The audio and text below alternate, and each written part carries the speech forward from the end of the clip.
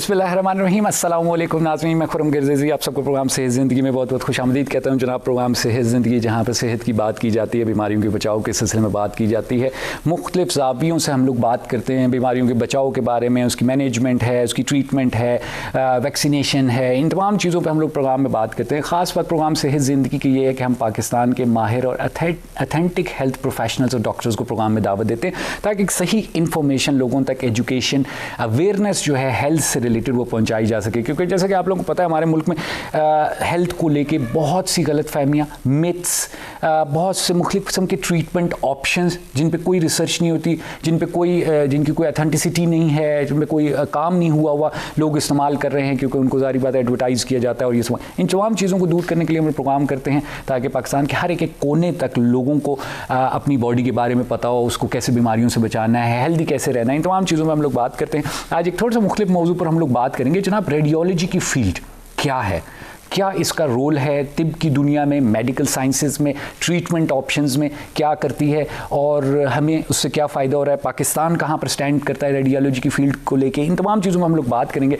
हमारे साथ मौजूद हैं प्रोफेसर डॉक्टर किरण फारूक। डॉक्टर साहब जो हैं वो प्रोफेसर हैं रेडियोलॉजी के और फौजी फाउंडेशन हॉस्पिटल इस्लामाबाद में डॉक्टर साहब अपनी खिदमत अंजाम दे रही हैं। डॉक्टर साहब से हमने टाइम लिया है ताकि हम रेडियोलॉजी की फील्ड के बारे में बात कर सकें, पाकिस्तान में क्या इसकी कंडीशन है और क्या इस्तेमाल हैं, कैसे इससे फ़ायदा उठाया जा सकता है, इन तमाम चीज़ों में हम लोग बात करेंगे।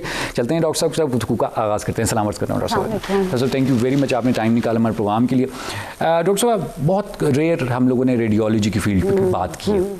उसकी एक वजह ये भी है कि बहुत सी ऐसी फील्ड्स हैं मेडिकल साइंसेज में जिनका हम लोगों को बहुत ज़्यादा इल्म नहीं होता, पता नहीं होता है, मेन दो चार जो फील्ड्स हैं उनके बारे में। तो थोड़ा सा पहले तो हमें यही कहूँगा कि थोड़ा सा लोगों को बताइएगा कि रेडियोलॉजी की फील्ड क्या है, क्या इसके एप्लीकेशंस हैं। अच्छा, थैंक यू डॉक्टर खुरम, आपने मुझे बुलाया। एक तो पहले मज़े की आपने बात की कि हमें रेडियोलॉजी का पता नहीं होता। आम लोगों को तो छोड़ें, जब मैं मेडिकल कॉलेज में पढ़ रही थी तो मुझे भी नहीं पता था। क्योंकि हमें इसके कोई लेक्चर्स नहीं दिए जाते थे। हमारा जब वार्ड लगता था, कभी हम जाया करते थे तो एक अंधेरे से कमरे में बुढ़े से बाबे बैठे कुछ कर रहे होते थे और हम बस वहाँ से भाग जाया करते थे, ठीक है। लेकिन उस वक्त ऐसा था, बट अब radiology is the front runner, क्योंकि रेडियोलॉजी में बेसिकली आपने तशख़ीस करनी है किसी भी मर्ज़ की। जब आपने तशख़ीस करनी है, जब आपने डायग्नोसिस करनी है, तो उसके लिए आपको कुछ टेस्ट कराने हैं और उसमें रेडियोलॉजी सरे फहरिस्त है। इसमें एक्सरेज आते हैं, ठीक है, एक्सरे पूरी बॉडी के एक्सरे, इसमें अल्ट्रासाउंड आता है, इसमें सीटी स्कैन आता है, इसमें एमआरआई स्कैन आता है और इसके अंदर इंटरवेंशन अब तो है कि आप रियल टाइम में, मतलब अल्ट्रासाउंड करते हुए या सीटी करते हुए आप बायोप्सीज कर रहे हैं, आप डिफरेंट प्रोसीजर्स कर रहे हैं। बिल्कुल ठीक है। तो अब तो radiology in the top, her field में इसकी ज़रूरत है। बिल्कुल डॉक्टर साहब, आपने सही कहा कि इन्वेस्टिगेशन या जो तशख़ीस है, जब भी हम किसी भी बीमारी को लेके जाएं, वो पेट में दर्द हो रहा है, वो छाती में दर्द हो रहा है, बाजू में दर्द हो रहा है, अगर बहुत सरसरी कोई चीज़ है तो, लेकिन अगर थोड़ी सी कोई कॉम्प्लिकेटेड चीज़ है तो पहली चीज़ यही कही जाती है कि जी अच्छा आप इसका एक्सरे करवा लें, सीटी करवा लें, एमआरआई करवा लें, अल्ट्रासाउंड करवा लें। उसके बाद बगैर को बिल्कुल भी मुमकिन नहीं है। अच्छा, जो स्पेशलिस्ट है रेडियोलॉजी का, आप माशाल्लाह प्रोफेसर हैं रेडियोलॉजी की, इनका बेसिकली क्या रोल है? देखिए, हमारा ये है कि हम जब MBBS कर लेते हैं, उसके बाद हम एक एग्ज़ाम देते हैं पार्ट 1, उसके बाद हम 4 साल रेडियोलॉजी में ट्रेनिंग करते हैं, उसके बाद हम स्पेशलिस्ट बनते हैं। स्पेशलिस्ट का बेसिकली रोल है कि जो सीटी स्कैन हो रहा है, जो MRI हो रहा है, जो एक्सरे हो रहा है, उसको रीड करना। एक्सरे हम खुद जाके अंजाम नहीं देते, मशीन के ऊपर वो हमारे टेक्नीशियंस होते हैं, ठीक है, उन्होंने उसकी पढ़ाई की हुई होती है, तो वो टेक्नीशियंस होते हैं जो एक्सरे करते हैं, जो सीटी स्कैन MRI करते हैं। अल्ट्रासाउंड पाकिस्तान में हम लोग यूजली हम खुद डॉक्टर्स रेडियोलॉजिस्ट ही करते हैं। बाहर के मुल्कों में वहाँ पे सोनोलॉजिस्ट होते हैं जो टेक्नीशियंस होते हैं, बट पाकिस्तान में हम लोग अल्ट्रासाउंड जो है वो हम खुद करते हैं। ज़बरदस्त, ठीक हो गया। अच्छा, यानी बेसिकली आप लोग पढ़ते हैं ताकि जो है उस जो आपका एक्सरे आया है और ये तमाम चीज़ें जो इनको सही तरीके से पढ़ा जा सके। तो डॉक्टर साहब, एक नॉर्मल डॉक्टर और एक रेडियोलॉजिस्ट जो है वो जब एक एक्सरे पढ़ेगा या एक सीटी स्कैन की रिपोर्ट पढ़ता है या MRI की, तो उसमें क्या फ़र्क आप देख सकती हैं? डेफिनेटली देखिए, हमारी फील्ड ऐसी है कि हम हेड टू टो, सर से लेके पैर तक हमें हर सिस्टम आना चाहिए। एक आई स्पेशलिस्ट है, उसको आँख की और ये चीज़ों में वो बहुत माहिर होगा, बट उसको अगर आप पेट का कुछ दिखा दें या टांग का तो उसको ज़ाहिर प्रॉब्लम। इसी तरह एक ऑर्थोपेडिक सर्जन है, वो उसको हड्डियों का बहुत पता है। एक ऑन्कोलॉजिस्ट है जो कैंसर के स्पेशलिस्ट, उनको कैंसर का पता है। हमें रेडियोलॉजी को ये है कि हमें हर चीज़ आनी चाहिए। सो रेडियोलॉजी इसीलिए काफ़ी मुश्किल फील्ड है कि आपको हर बीमारी के बारे में पता होना चाहिए। तो अब जो जैसे चेस्ट फिजिशियन है, कोई चेस्ट का फिजिशियन है, वो एक्सरे चेस्ट अच्छा पढ़ लेगा, लेकिन अगर एक सर्जन है तो वो इतना अच्छा नहीं पढ़ेगा। सो दैट इज वाई हमारा सबके साथ आप समझे कि एक ताल्लुक होता है। हमारे हॉस्पिटल में और हर हॉस्पिटल में अक्सर मीटिंग्स होती हैं मॉर्निंग के, एक दिन आप मेडिसिन के डॉक्टर के साथ, वो आपसे डिस्कस करें, कभी आपके ये पीडियाट्रिशियन जो हैं बच्चों वाले डॉक्टर्स वो आ रहे हैं, गायनाकोलॉजिस्ट आ रहे हैं, तो हम आप समझे कि सबके लिए मौजूद हैं और हम सबकी हेल्प करते हैं। सही। अगर एक रेडियोलॉजिस्ट ना पढ़े जो हमारा रिजल्ट आया और एक डॉक्टर खुद जो है वो देख के उसके ऊपर डिसीजन कर लेता है, तो उसमें कितना % आपको लगता है कि चांस हो सकता है कि वो गलती कर ले? काफी ज्यादा, मतलब मुझे एग्जैक्टली तो फिगर्स नहीं, बट आई गेस कि अराउंड 40-50% है चांस कि वो मिस कर देगा, क्योंकि देखिए हमारा तो ये काम है ना रोज का, हम वही चीजें देख रहे हैं। ठीक है। एक और मैं आपको बात कर दूं कि रेडियोलॉजिस्ट अकेले कुछ नहीं कर सकता। अगर आपने मुझे अभी एक एक्सरे पकड़ा दिया और आप कहें जी मैडम ये पढ़ लें, तो जब तक आप मुझे उस मरीज की हिस्ट्री, मुझे आप ये नहीं बताएंगे कि पेशेंट को प्रॉब्लम क्या है, तो तब मेरे लिए मुश्किल है पढ़ना। तो अब वही जिस तरह मैं कह रही हूँ, पुराने जमाने में हम कहते थे कि जो बंदा एंटी सोशल होता है ना, जो लोगों से घबराता है, उसको रेडियोलॉजी कर लेनी चाहिए। तो जो अंधेरे में बैठा हुआ है, वो एक्सरे देख रहा है, वो रिपोर्ट कर रहा है, लेकिन अब ऐसा नहीं है। अब ये है कि मेरे पास कोई एक्सरे आता है, अगर उसकी हिस्ट्री नहीं आती तो मैं उसको रिपोर्ट नहीं करती। कोई सीटी स्कैन आता है, मुझे पता तो हो कि इस पे, और मैं उसके पुराने स्कैन्स मंगवाती हूँ, मैं उसका कभी अल्ट्रासाउंड करके देखना पड़ता है। ठीक है, तो ये इस तरीके से है। सही है, यानी बेहतर ये है कि एक रेडियोलॉजिस्ट उसको पढ़े। बिल्कुल। जब भी रेडियोलॉजी का नाम आता है तो हमें ऐसे लगता है कि जी रेडिएशंस होंगी और खतरनाक चीज़ है, ऐसा ही है? देखिए ऐसा भी है, ठीक है, बिकॉज रेडिएशन वाकई में खतरनाक है, लेकिन रेडियोलॉजी में सिर्फ रेडिएशन नहीं है। अच्छा। रेडिएशन जो है वो एक्सरे में है और सीटी स्कैन में है। ठीक है, ये खतरनाक शुआएं हैं जो कि आपके जब बॉडी से गुजरती हैं तो उस इंसान के सेल लेवल के ऊपर डैमेज कर सकती हैं। आपका डीएनए डैमेज हो जाता है, तो अगर आपको खुद उस वक्त कुछ नहीं होगा तो चांस है कि आपकी औलाद में वो चीज़ जा सकती है। काफ़ी सारे कैंसर्स हैं जो रेडिएशन से रिलेटेड है। ज़्यादातर ये उन लोगों पर करती है जैसे हम लोग हैं जो काम कर रहे हैं रेडिएशन। मेरा टेक्नीशियन है, वो दिन के 50 एक्सरे कर रहा है, तो वो देखिए एक्सपोज है, लेकिन उसके लिए ऐसे नहीं है कि हमने खुला छोड़ दिया, ज़ाहिर है हमने प्रोटेक्शन मेजर्स किए होते हैं। हमारे डिपार्टमेंट में आप कभी आएंगे तो हमारी दीवारों में लेड लगा होता है। अच्छा। ताकि वो शुआएं एक कमरे से दूसरे कमरे में ना जाएं। एक कमरे में एक्सरे हो रहा है, साथ वाले कमरे में अल्ट्रासाउंड हो रहा है, तो हम ये तो नहीं चाहेंगे कि एक कमरे से एक्सरे निकल के, जाहिर है एक्सरे तो दीवार भी क्रॉस कर लेगा ना, इट कैन क्रॉस, इसीलिए लेड लगाते हैं। ये बहुत मोटी दीवार होती है। फिर हमारे पास प्रोटेक्टिव एप्रन्स होते हैं, जिसे हम ऊपर पहन लेते हैं, कोई प्रोसीजर कर रहे हैं पेशेंट के साथ खड़े। कभी कभी ऐसा था कि छोटा बच्चा है, उसको तो आप, बेबी है, वो हिलेगा जुलेगा, उसको तो किसी ने पकड़ना है, तो अगर हम रेडियोग्राफर्स नहीं खड़े करते, क्योंकि जाहिर है वो पहले ही एक्सपोज्ड है, तो हम उसके पेरेंट्स माँ बाप से कहते हैं आप पकड़ ले, और उनको भी हम वो जैकेट पहना देते हैं। तो हम इस तरह से फुल कोशिश करते हैं। लेकिन मैं ये कहना चाहती हूँ कि बहुत ज़्यादा इसीलिए इन सीटी और एक्सरे का इस्तेमाल जो है वो ठीक नहीं है। कभी कभी होता है ना, लोगों को खुद ही से, हमारे यहाँ बड़ा ट्रेंड है, मुझे खांसी हुई, आजकल कोविड भी फैला है, चलो मैं एक्सरे करा लेती हूँ, ठीक है, चेस्ट पेन हुई, चलो मैं एक्सरे करा लेती हूँ। ऐसे खुद से एक्सरे नहीं कराने, हमेशा डॉक्टर के कहने पे कराएं। एट टाइम्स ये भी हो रहा होता है कि एक पेशेंट के दिन में 10 एक्सरे हो रहे हैं, क्योंकि देखिए डिपेंड करता है ना उसको कितनी ज़रूरत है। अगर एक आईसीयू का पेशेंट है तो उसके दिन में 3-4 एक्सरे हो सकते हैं, सीटी भी हो सकता है। अच्छा। लेकिन हमें जो मतलब जो असली बात है जैसे कहना चाहिए वो ये है कि खुद से जो है ना काइंडली एक्सरे मत कराइए। सही। अच्छा, आपको लगता है कि खुद से तो ठीक, बिल्कुल ही वो गलत है। हाँ जी। लेकिन इसके अलावा आपको लगता है कि क्या जनरली डॉक्टर्स भी हो सकता है कि वो ज़्यादा इन्वेस्टिगेशंस लिखें और बगैर इसके ये चेक किए कि जी इसने 1 महीने पहले या 2 महीने पहले करवाया एक्सरे या सीटी करवाया?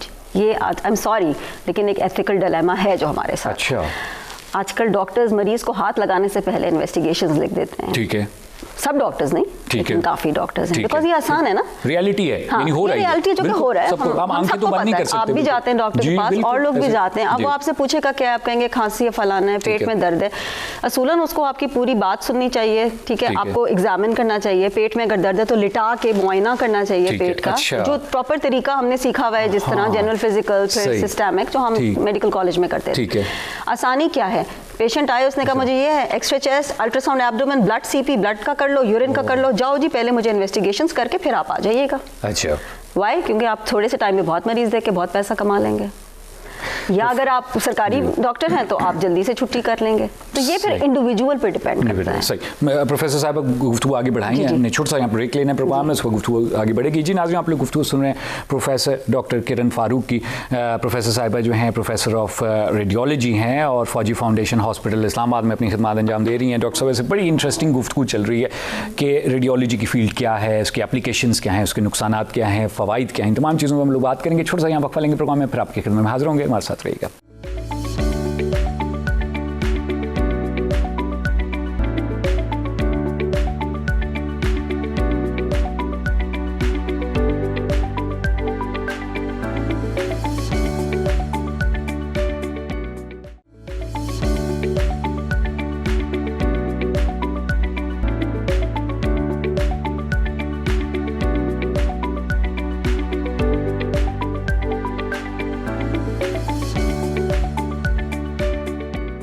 जी नाज़रीन, प्रोग्राम एक बार फिर आपको खुशामदीद कहते हैं। प्रोफेसर डॉक्टर किरण फारूक हमारे साथ मौजूद हैं स्टूडियो में। डॉक्टर साहब प्रोफेसर ऑफ रेडियोलॉजी हैं, फौजी फाउंडेशन हॉस्पिटल में अपनी खिदमत अंजाम दे रही हैं।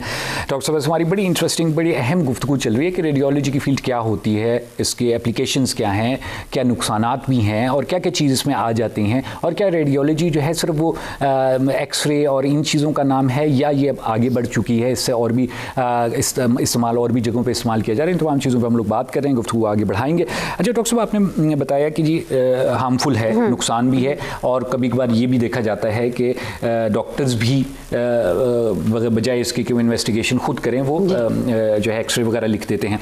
तो ये तो एक बात तो क्लियर होगी कि आपने खुद नहीं करवाना एक्सरे या कोई भी चीज़ है, नथिंग इज सेफ आप जब तक आपको डॉक्टर नहीं लिख के देगा। तो फिर दूसरा ये भी है कि आपने उसको बताना है या उसको उससे पूछना भी है कि डॉक्टर साहब ये डॉक्टर साहब अगर उसका कोई पुराना एक्सरे हुआ है तो वो खुद ही बता दे कि जी मैंने पहले कराया था, हफ्ता पहले कराया था, तो आप इसको देख लें, हो सकता है उसको फिर जरूरत ही ना हो दोबारा कराने का। ठीक। अच्छा, क्या फ्रीक्वेंसी आप बताएंगी लोगों को कि जी अगर आपका आज एक्सरे हुआ है तो इसके बाद आप कोशिश करें कि मसलन 5 महीने बाद दोबारा एक्सरे हो? अच्छा देखिए, ये वही बात है कि ये पेशेंट टू पेशेंट डिपेंड करता है प्रॉब्लम क्या है। आपका खुदा ना खास्ता आज एक्सीडेंट हो जाता है, आपका बाजू टूट जाता है, आपका एक्सरे हो गया, एक्सरे हो जाएगा, उसके बाद आपको प्लास्टर लग जाएगा और 3 महीने बाद यूजुअली वो दोबारा करते हैं देखने के लिए कि हड्डी जोड़ गई है। तो ये इस तरह बीच में आपको खुद से कराने की जरूरत नहीं है, ठीक है।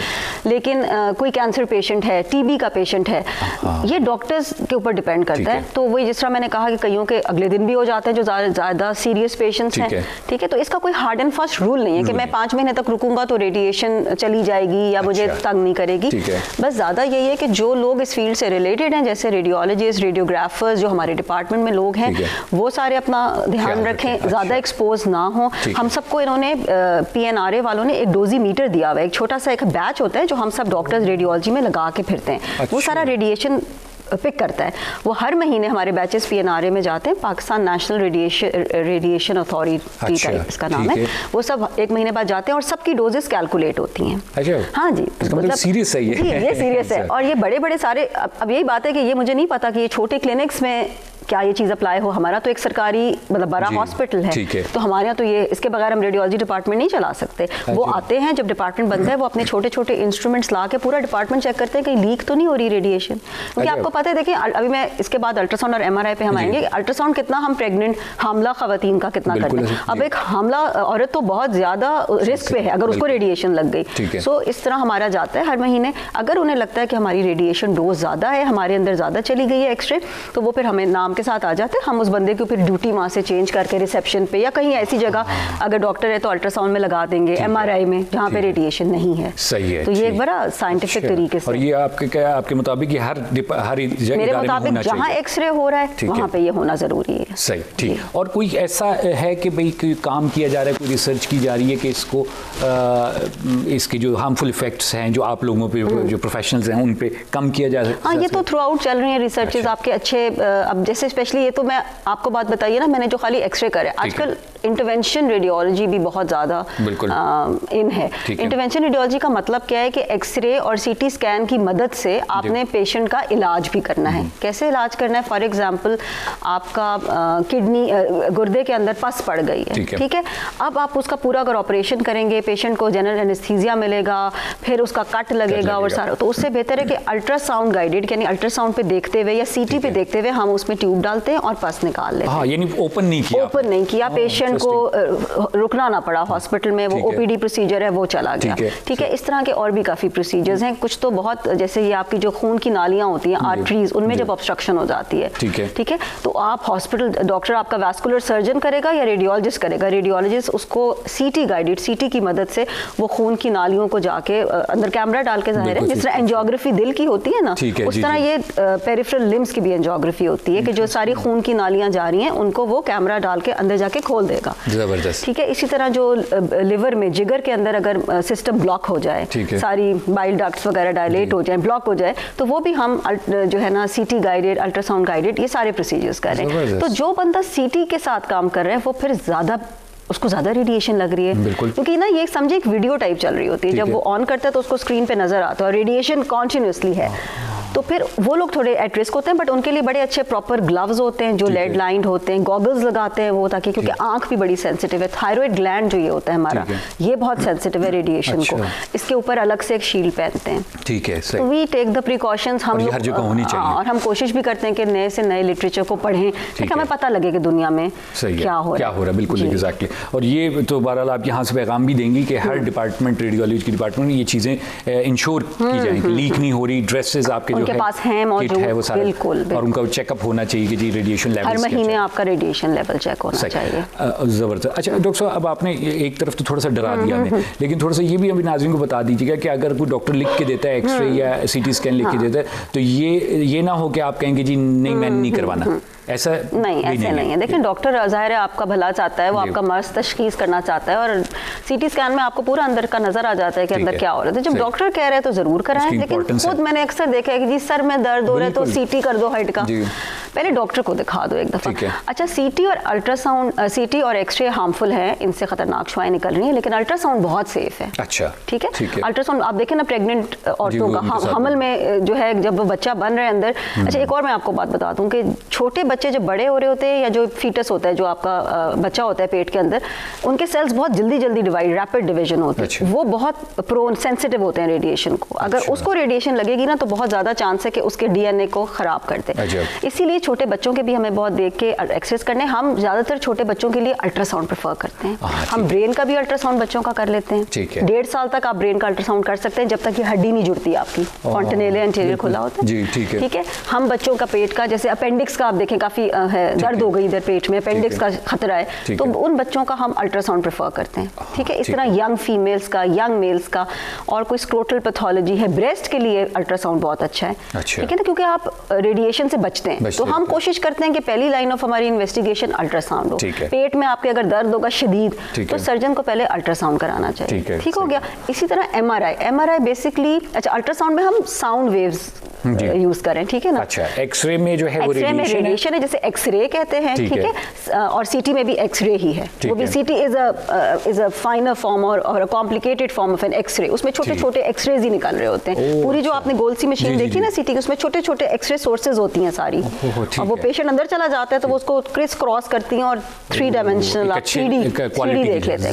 अच्छा प्रोफेसर, मज़ीद बात करेंगे, छोटा सा वक्त लेंगे। जी नाज़रीन, आप लोग गुफ्तगू सुन रहे हैं प्रोफेसर डॉक्टर किरण फारूक की। प्रोफेसर साहबा प्रोफेसर ऑफ रेडियोलॉजी हैं और फौजी फाउंडेशन हॉस्पिटल में भी खिदमत अंजाम दे रही हैं। डॉक्टर साहबा से हमने आज प्रोग्राम रखा था कि हम लोग बात करेंगे रेडियोलॉजी की फ़ील्ड के बारे में।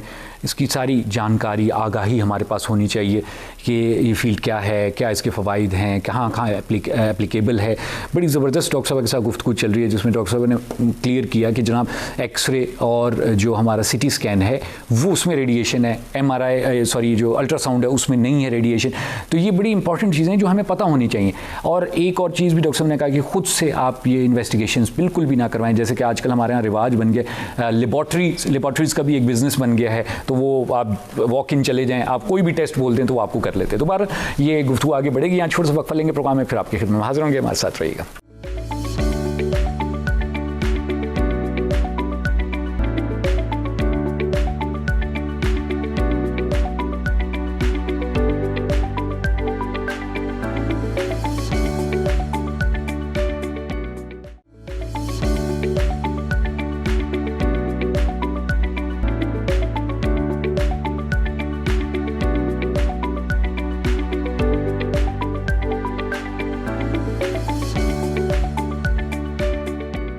जी नाज़रीन, प्रोग्राम में एक बार फिर आपको खुशामदीद कहते हैं। प्रोफेसर डॉक्टर किरण फारूक हमारे साथ स्टूडियो में मौजूद हैं। डॉक्टर साहब जो हैं प्रोफेसर ऑफ रेडियोलॉजी हैं और डॉक्टर साहब से हमारी बात चल रही है रेडियोलॉजी की फ़ील्ड से मुतालिक कि रेडियोलॉजी की फ़ील्ड है क्या, उसके स्पेशलिस्ट क्या करते हैं और क्या फ़वाइद हैं इस फील्ड के मेडिकल साइंसेज में। तमाम चीज़ों पर गुफ्तगू चल रही है, गुफ्तगू को आगे बढ़ाएंगे डॉक्टर साहब के साथ। अच्छा डॉक्टर साहब, आपने बताया कि जनाब एक्सरे और जो हमारे पास CT स्कैन है वो रेडिएशन है, अल्ट्रासाउंड में रेडिएशन नहीं होती। ये भी थोड़ा सा बता दीजिएगा कि एक्सरे और CT फिर किन जगहों पे लाजमी है आप लोगों के लिए, कि जिसका आप कहते हैं कि जी हम इसका अल्ट्रासाउंड नहीं बीमारियों, अच्छा। जी बीमारियां हैं या कंडीशन जो भी जैसे लंग्स हैं, अच्छा। जो फेफड़े हैं, वो आपको अल्ट्रासाउंड पे नजर नहीं आ सकते। ठीक है, उसके लिए आपको एक्सरे करना है या CT करना है। ठीक है, सही है। और दिमाग, जैसे आपने अंदर से ब्रेन देखना है, तो उसके लिए भी जो है आपने अल्ट्रासाउंड नहीं कर सकती, क्योंकि अल्ट्रासाउंड की वेव्स पास नहीं करती ना, हड्डी में से गुजरती। अच्छा, रिफ्लेक्ट बैक। बच्चों में मैंने आपको बताया था करते हैं, क्यों करते हैं, उनकी यहाँ से खुली होती है जो 1.5 साल पे बंद हो जाती है। ठीक है, तो उसके बाद उसका भी नहीं कर सकते। ठीक है, फिर आपने कोई भी, यानी कि अगर हड्डी देखनी है या पेट के अंदर की चीज़ें देखनी है तो उसके लिए, लेकिन वही अगेन बात यही है कि पेट में दर्द हो, अगर ये मैं वैसे ही लोगों के लिए बता रही हूँ, पेट में दर्द हो तो कोशिश करें डॉक्टर के पास जाते हैं तो वो अगर अल्ट्रासाउंड करे तो वो बेहतर है। ठीक है। पित्ते की बीमारियां, जिगर की बीमारियां, गुर्दे की बीमारियां, यूट्रस, ओवरीज, इन सब के लिए अल्ट्रासाउंड है, बेहतर है। ठीक है, लेकिन अगर खुदा ना खास्ता इन्हीं चीज़ों का कैंसर है या वो बीमारी ज़्यादा आगे बढ़ चुकी है तो उसके लिए फिर हमें CT या MRI भी करना पड़ता है ताकि बेहतर एक पिक्चर जो है ज़्यादा डिटेल में नजर आए। सही, ठीक हो गया। अब आ जाते हैं हम जो है अल्ट्रासाउंड स्पेसिफिकली। अच्छा, अल्ट्रासाउंड को भी आपने बता दिया, MRI का थोड़ा सा बता दें कि वो कहाँ पर हम लोग यूज़ करते हैं। फिर MRI बेसिकली इसके पीछे है क्या कि एक बहुत बड़ा जो मशीन है उसके अंदर एक बहुत बड़ा मैग्नेट है, आप ये समझें। तो ये हम मैग्नेटिक वेव्स इसमें इस्तेमाल कर रहे हैं, इसीलिए ये भी हार्मफुल नहीं है। लेकिन MR का एक तो ये कि MR पाकिस्तान में इतनी अवेलेबल नहीं है। हर जगह अवेलेबल नहीं है, बहुत एक्सपेंसिव मशीन है, ये टेस्ट भी बहुत एक्सपेंसिव है। एक CT स्कैन अगर आप ब्रेन का करते हैं तो उसकी अराउंड कॉस्ट 5,000 रुपीज़ होगी। 5 भी नहीं, इनफैक्ट आई गेस 3,500 है हमारी तरफ। लेकिन अगर आप MRI ब्रेन करेंगे तो तकरीबन 8 से 10,000 तक होगा। तो ये कॉस्ट में ज़्यादा है। नंबर 2, इसमें टाइम ज़्यादा लगता है। CT जो है वो सेकंड्स के अंदर हो जाता है, मरीज लेटता है जिस तरह एक्सरे होता है, विद इन सेकंड्स मरीज फारिग हो गया। MRI मशीन में मरीज को कम से कम 20 मिनट लेटना पड़ता है बगैर हिले। तो अगर कोई छोटे बच्चे हैं जैसे, अब वो तो बिल्कुल बेबीज हैं, वो तो हिलेंगे, तो उनका फिर हम MRI एनेस्थीसिया के अंडर करते हैं, उनको हम जनरल एनेस्थीसिया देते हैं पहले।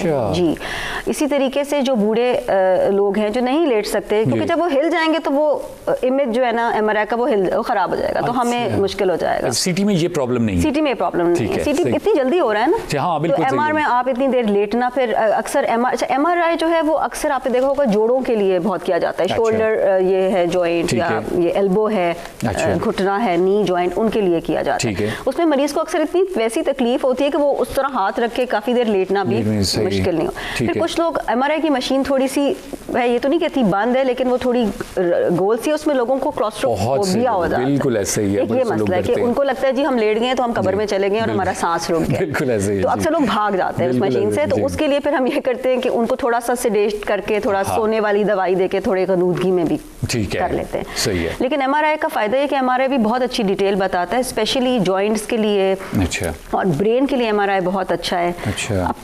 अब जो रिसेंट एडवांसेस हैं वो लोग ट्राई कर रहे हैं कि किसी तरीके से MRI का टाइम कम कर दिया जाए। ठीक है, मतलब और उसको करके ताकि MRI हम ज्यादा से ज्यादा इस्तेमाल करें, क्योंकि उसमें रेडिएशन नहीं है। फीमेल्स के लिए, बूढ़ों के लिए, बच्चों के लिए रेडिएशन बचाने के लिए ये भी तरीका है। अच्छा, लेकिन ये मैग्नेट से कैसे आप लोग तस्वीरें निकाल लेते हैं? अब ये मैं फिजिक्स अगर आप कहें तो हम फिजिक्स भी पढ़ते हैं जी सारी मशीनों की, बचपन से भागती रही मैथ से, इसलिए डॉक्टर बनी। पता नहीं था कि मैथ से जान नहीं छोड़नी, फिजिक्स पढ़नी पड़ गई रेडियोलॉजी में। तो हर मशीन की हम पढ़ते हैं। बेसिकली ये होता है कि हमारी बॉडी, जिस्म के अंदर जो हाइड्रोजन पार्टिकल्स हैं वो सारे as a small magnet act करते हैं। जब आप उस बड़ी मशीन पे लेटते हैं अंदर जाके, तो आपके अंदर जितना हाइड्रोजन है, जितना पानी है, उसके जो सारे हाइड्रोजन मॉलिक्यूल्स हैं वो उस बड़े में, आपको पता है ना ये साइंस का असूल के मैग्नेट को नॉर्थ एंड साउथ अट्रैक्ट करते थे। तो वो सारे जो आपकी बॉडी के छोटे छोटे वो हाइड्रोजन है वो उस बड़े मैग्नेट के साथ अलाइन करते हैं अपने आप को। फिर आप एक पल्स देते हैं, ये बड़ा ये लंबी कहानी और ये बहुत मुश्किल है आपको भी बताया, बट इट्स वेरी इंटरेस्टिंग। तो वो सारे मैग्नेट एक तरफ घूम जाते हैं, फिर आप उस पल्स को बंद करते हैं, then they come back and you get the image. So this is like it. Science कहाँ पहुंच अच्छा, गई। एक बात इसमें इंपॉर्टेंट है एमआरआई में कि कुछ कंडीशंस में एमआरआई जहाँ अगर आपके बॉडी के अंदर कोई मेटेलिक कोई मेटल, हाँ जी बिल्कुल, कोई ये मेटल की वजह से वो हड्डियों की में जैसे कभी पेच हड्डी लगाई टूट गई होते तो हैं। प्लेट लग गई जी। या पेस मेकर लग गया किसी को, वो बंदा नहीं आ सकता क्योंकि वो इतना स्ट्रॉन्ग मैग्नेट है उस मशीन में कि अगर वो मैं फॉर एग्जांपल मेरे हाथ में प्लेट है और मैं लेटूंगी तो वो खींचेगा उस प्लेट को, अट्रैक्ट करेगा और मेरे मतलब निकल जाएगी वो और मशीन भी खराब हो जाएगी। तो हमारे भी बड़े इंपॉर्टेंट है कि जब हम इनको टाइम देते हैं, ठीक है, तो हम ये सवाल जरूर करते हैं, ठीक है, कि जी आपको इस तरह कोई फौरन, और जब वो कमरे के अंदर, अच्छा कमरे में जाने के लिए भी हम स्पेशल ड्रेस उसमें पहनाते हैं क्योंकि ये जो आपकी जिप्स हैं, मोबाइल फोन आप अंदर नहीं ले जा सकते, वॉच नहीं ले, कोई भी मैग्नेटिक चीज़ आप, और ये खवातीन को तो हम ये भी कहते हैं कि मुंह धो लें क्योंकि ये जो मेकअप होता है स्पेशली मस्कारा, उसके अंदर कोई आयरन ऑक्साइड होती है, तो वो बड़ी फनी बात है कि वो फिर लगता है कोई और आ गया है, कोई कराने अंदर पहले कोई था बाहर कोई निकला। एनीवेज, तो ये हम इसलिए करते हैं। लेकिन अब अच्छा, अब मसला ये है कि भी एमआरआई भी कराना है। मैं जैसे आपको कह रही हूँ कि जोड़ों के लिए एमआरआई बहुत अच्छा है, कल को मेरा नी रिप्लेस हुआ है, मेरा घुटना चेंज हुआ है, अब फिर डॉक्टर देखना चाहता है तो भाई अब मैं नहीं करा सकती। आप ये क्या कर रहे हैं कि ये जो रिप्लेसमेंट चीज़ें, नीज, पेस मेकर, ये सब कोशिश कर रहे हैं कि ये आप समझे कि मैग्नेटिक फ्रेंडली हो, एल्यूमिनियम वगैरह यूज करें, मेटालिक ना हो वो वाली चीज़, ताकि उससे अट्रैक्ट ना हो। जबरदस्त, ठीक है। तो लेकिन स्टिल हम पूछते ज़रूर हैं। बिल्कुल सही, ठीक। अच्छा डॉक्टर साहब, आपके पास हर तरह की मशीनें मौजूद हैं पाकिस्तान में? जी, पाकिस्तान में अल्हम्दुलिल्लाह बहुत मशीनें मौजूद हैं, स्पेशली बड़े शहरों में। छोटे शहरों में ऐसा नहीं है, बड़े शहरों में तो ऑलमोस्ट सारी मशीनें मौजूद हैं, स्टेट ऑफ द आर्ट मौजूद हैं। जो सरकारी अस्पताल हैं वहाँ पे बहुत अच्छी मशीनें होती हैं। बता आपको, मैं तो लोगों को कहती हूँ कि आप सरकारी अस्पताल जाया करें। हमारे यहाँ लोगों को क्या होता है कि जी वहाँ लाइन में लगना पड़ता है, देर से बारी आती है, जो हमारी तुझे चलो जी जो नुक्कड़ पे जो क्लिनिक है वहाँ चले जाते हैं। मेरा अपना, मैं क्या टीवी पे बोलती हूँ, लेकिन मेरे अपने घर के कुछ लोग हैं जो मेरे से दवाई नहीं लेंगे, उनको फ़ायदा कहाँ होता है, फलानी जगह जी डॉक्टर है वो टीका भी लगाता है, वो दवाई भी देता है सबको, तो बाजी हम तो उससे ठीक होते हैं। डॉक्टर बहुत बहुत शुक्रिया अदा करता हूँ, thank you very much. Time हमारा बिल्कुल ख़त्म हो चुका है और बड़ी इंटरेस्टिंग, बड़ी अहम गुफ्तगू थी। शायद आपके लिए इतनी अहम ना हो, लेकिन हम लोगों को और जो आम लोग हैं वो जब सुनते हैं उनको एक अवेयरनेस समझ आती है चीज़ों की, और फिर यही समझ आहिस्ता आहिस्ता उन्हीं के लिए बेनिफिशियल है, उनकी फैमिली के लिए बेनिफिशियल है, उनको बहुत फ़ायदा होता है। Thank you very much doctor साहब, तशरीफ। जी नाज़रीन, आप लोग गुफ्तगू सुनी प्रोफेसर डॉक्टर किरण फारूक की। डॉक्टर साहब प्रोफेसर ऑफ रेडियोलॉजी हैं, फौजी फाउंडेशन हॉस्पिटल में डॉक्टर साहब अपनी खिदमत अंजाम दे रही हैं। रेडियोलॉजी के बारे में डॉक्टर साहब ने तमाम तफसीलात हमें दी। बहुत इंटरेस्टिंग गुफ्तगू डॉक्टर साहब के साथ रही। आई होप आज का प्रोग्राम आप लोगों के लिए मुफीद साबित हुआ होगा। इंशाल्लाह फिर मिलेंगे अगले प्रोग्राम में, तब तक के लिए मुझे खुर्म कर दीजिए और प्रोफेसर डॉक्टर किरण फारूक को प्रोग्राम से ज़िंदगी से इजाज़त दीजिए। खुदा हाफिज़।